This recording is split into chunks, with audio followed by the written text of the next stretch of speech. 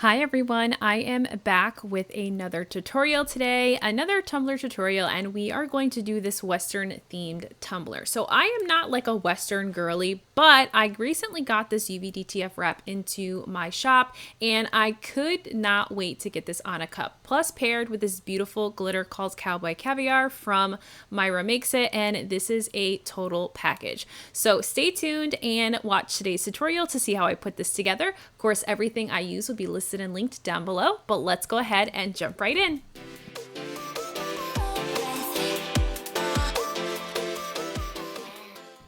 So of course I want to start by showing you what we're going to be using today. So of course we're going to be using some alcohol ink, some glitter, the UV-DTF from my website, and of course this 30-ounce screw top lid that I have an entire case of and have been just using up the wazoo.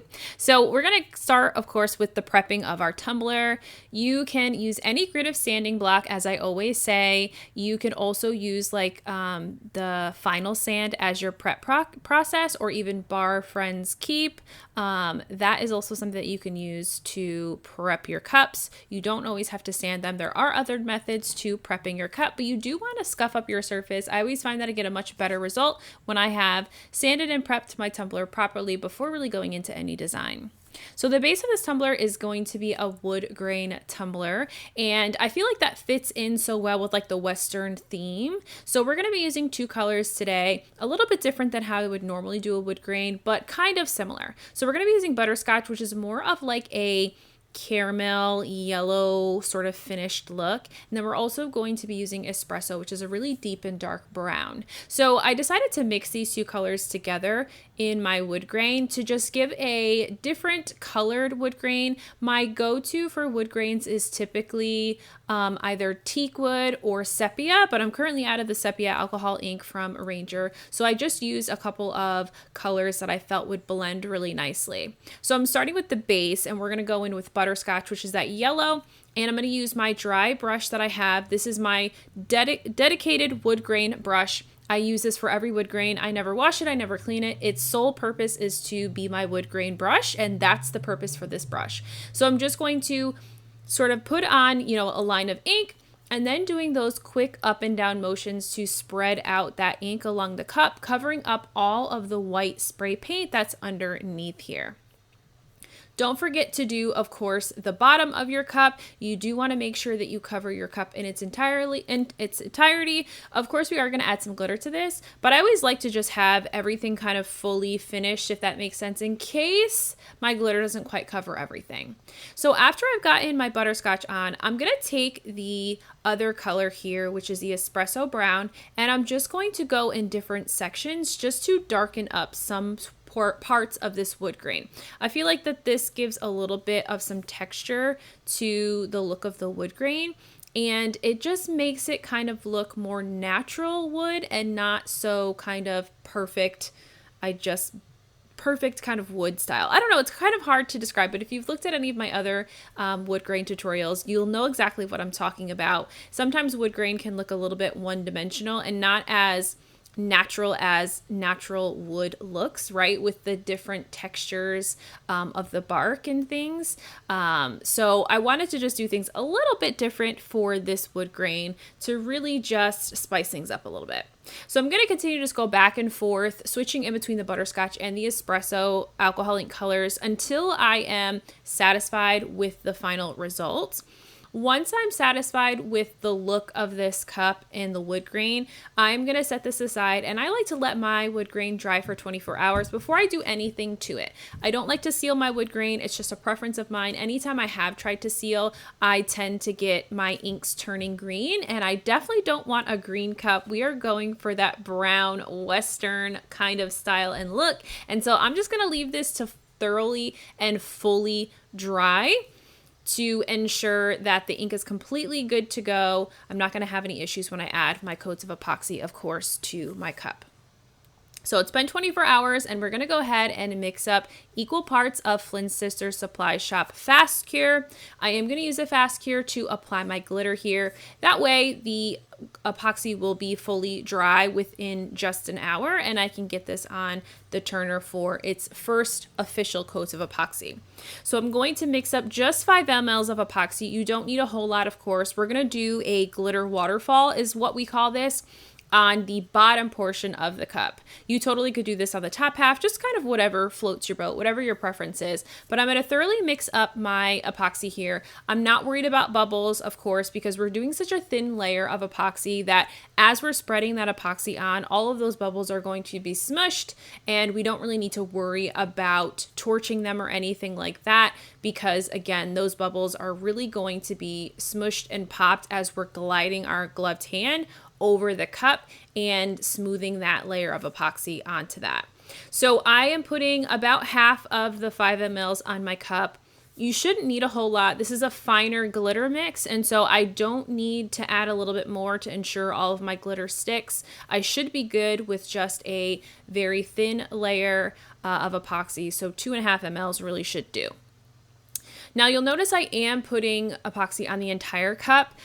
You could choose to only put it a third of the way up. I've done so many of these sort of glitter waterfalls. I just like to put the full layer all the way up top because I do like when a couple specks of glitter gets a little bit towards the top as well. But if you don't feel like you have enough control with how you pour your glitter on for this section, just, put the epoxy on or your Mod Podge on for as high as you want your highest point of glitter to go, and then you're good to start adding your glitter. So this is Cowboy Caviar, and it is the most breathtaking mix I've ever seen. It screams Western, but I also feel like this is also going to give great fall cup looks as well. So I'm starting with full coverage along the bottom edge of this cup. About a third, a little less than a third of the cup is going to be full glitter, and then I'm going to tilt my cup up at a 45-degree angle and aiming for the bottom corner and edge of that cup. I'm just going to sprinkle and tap a little bit of that glitter bottle and just allow that glitter to slide and glide and stick to the epoxy that is above that third portion of the cup.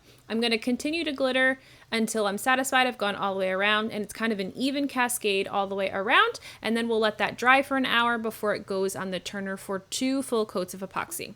So I went with the Fast Cure for my 2 coats. I did 30 ml in my first coat, and I only needed to do about 20 in the second coat just to make sure that the glitter was smooth before we can get into our sanding the rim, sanding anything along the sides that is still sticking up, and then we're going to apply our UV DTF decals. So I'm going to use my little 6-inch cradle from KELLBELL Customs, and we are going to use that to hold our cup so that we can get our decals applied here. So sorry for the weird angle here. I realize that a few of my clips, unfortunately, my camera's not even straight, everything's super crooked, but you can at least see kind of what I'm doing. But this is the decal sheet that I have on my website. The print says, this princess wears cowboy boots or wears boots. And it's, again, I'm not a Western girly, but it's a super cute print. I love the colors of this. I love like the teals, and I love the beautiful sunflowers with the cowboy hat and boots. And so we're going to just cut that decal sheet in half, and we're going to put the large boots and hat decal on the front. And then I'm going to flip it around and apply the wording to the back. So just making sure that my cup is centered on the cradle so that we can apply the wording to the back of the cup here. And so these are UV DTF decals, of course, so you don't need to, if you're going to put this on any cup other than an epoxied cup, you don't need to do any sort of sealing. I'm, of course, going to put mine under epoxy, but I absolutely love to use UV DTF. If I could use UV DTF for every cup ever for the rest of my life, I will, because it is just so much easier to get customs printed from shops that offer custom UV DTF and get them shipped to me and applied, and not have to fight sometimes with like a print and cut on Cricut or your Cameo, whatever you're using. Sometimes it's just easier to just order a custom print and get it exactly how you like it, So I also had some additional sunflowers in my decal my decal cradle that I kind of have. And these are some old UV DTF from another vendor who no longer sells UV DTF anymore. But I just thought that these darker sunflowers really match the sunflowers that are in the main decal on the front. So we're going to add 3 of those to the cup here. Of course, I'm struggling to get the top sheet off of that UV DTF decal there. But we're just going to add 3 of these. A couple of them had like the greenery on them, and I didn't feel like the greenery really matched well to like the large portion of the cup because it's obviously way more teal, and this was like a bright green, and I didn't feel like that matched very well. So I'm just going to cut this last smaller sunflower out, and we're going to use that kind of in the center there. And then we're going to get into sealing. You are going to see me go back, and I'm going to apply another decal to the bottom as well, just because I love to just have a little something extra on the bottom too. So before though we do that, I do end up sealing this cup. So I'm sealing my UV DTF with Mod Podge. I have found, and I have had situations where I have gone right from decaling to adding a coat of epoxy, and I end up with fish eyes all over my decals, my UV DTF decals, because the epoxy sometimes will repel off of that UV ink. So a good way to just ensure that you're going to get a nice smooth finish and not end up with any divots in your epoxy is to seal over your decals. Now, this is not always necessary. I don't think everybody has this issue, but I've had an issue at least a couple of times. And so this is just my rule of thumb and the way that I like to ensure and make sure that my decals are not going to cause any issues with my epoxy layers. So here's me adding that final sunflower to the bottom. I just feel like I love like to have a little something special on the bottom. I just feel like it's always so cute to have something special on the bottom. So I'm going to add that, and then I'll go back and seal with a little bit of Mod Podge over top. I'm going to wait for my Mod Podge to dry, which is super quick, especially with how warm it is. And then that will go on the turner for the 2 final coats of epoxy. So while we are, of course, getting through those layers of epoxy, we're going to get our lid situated and get this decorated. Of course, we want this to match our cup and be a full adorable Western themed tumbler. So I'm going to take the painter's tape and I'm just going to tape off the threads of the lid here, and then I will sand and prep my lid as per normal. So sanding that, cleaning that off, and then just a spray paint of a flat white spray paint. I was tossed up between a lot of things. I was like, do I wood grain, do I glitter it, or do I rhinestone it? I just couldn't make up my mind. Finally, I landed on just doing a wood grain on this. I feel like it would be just a seamless match. I do think that if I had had enough colors and rhinestones that match the decals with like, and the glitter with like the teals and the bronze and like the golds, I fully would have rhinestoned this lid, and I feel like it would have looked so adorable. But I just didn't have enough colors that matched the glitters that I was happy with. So I decided to play it safe and do a little bit of wood grain on top of this. We're going to treat this lid just like I did with the cup. So I'm starting with the butterscotch color all the way around, and then you're going to see me introduce the espresso color, the dark brown, to add a little bit of some texture to this and just a little bit more depth and darkness to the wood grain so that it's not so bright looking.